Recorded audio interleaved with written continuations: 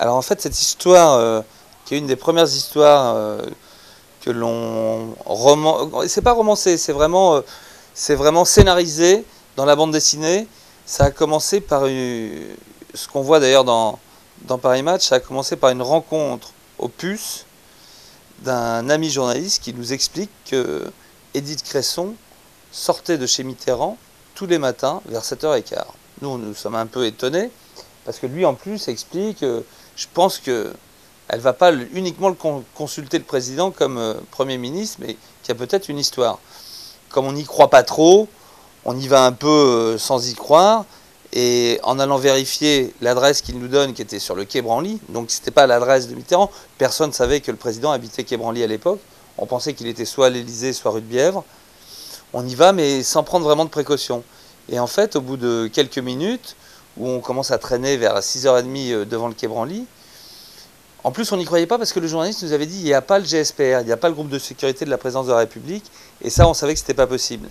Et on commence à croire à son histoire parce qu'on voit deux véhicules qu'on connaissait du GSPR, les deux motos avec deux motards du GSPR, deux flics du GSPR à la station de bus qui prenaient jamais le bus. On n'avait pas fini de compter tout le dispositif. Il y en a 3 qui nous sautent dessus, qui nous braquent et qui nous demandent si vous êtes là pour ce qu'on sait, un conseil, dégagez. Donc on a eu la confirmation en quelques minutes que l'histoire était bonne. Sauf qu'on était complètement carbonisé.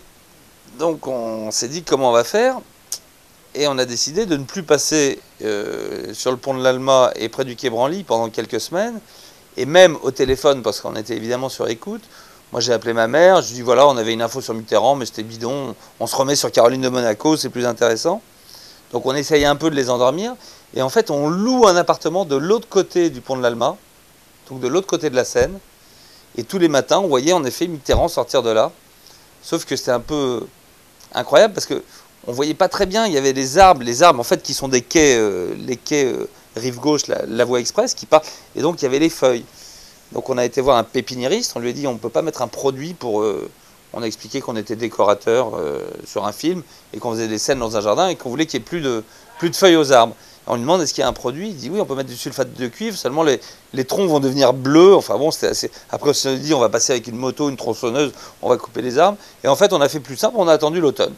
On a attendu que les feuilles tombent et à l'automne on a commencé à faire des bonnes photos et on voyait donc le président Mitterrand sortir du 11 quai Branly et une femme partir en vélo qu'on a suivi et qui allait sur le musée du Quai d'Orsay, le musée d'Orsay.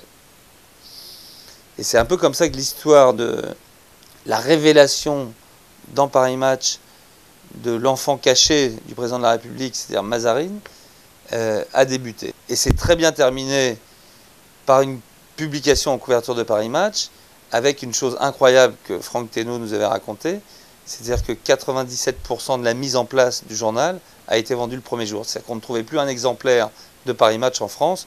C'était donc un scoop énorme. Et c'est pour ça que les éditions Glénat ont décidé d'en faire une bande dessinée. C'est-à-dire que dans cette bande dessinée, on raconte un peu toutes les gros scoops politiques. C'est-à-dire qu'on raconte la révélation de l'histoire de François Mitterrand et de sa fille Mazarine. On raconte le G8. On raconte... la révélation de l'enfant caché du prince Albert de Monaco, on raconte les vacances du président Chirac à l'île Maurice, la révélation aussi de l'histoire de Cécilia Sarkozy et Richard Attias. Et ce qui est original pour la première fois dans une bande dessinée, c'est qu'il y a les dessins qui sont assez réalistes, les dialogues qui sont vraiment super réalistes, c'est vraiment du mot à mot. Et de temps en temps, la case dessin est remplacée par une case photo parce que les histoires qu'on raconte sont tellement incroyables et que si on n'appuie pas par une vraie photo, les gens vont penser qu'on les a imaginées. Donc voilà.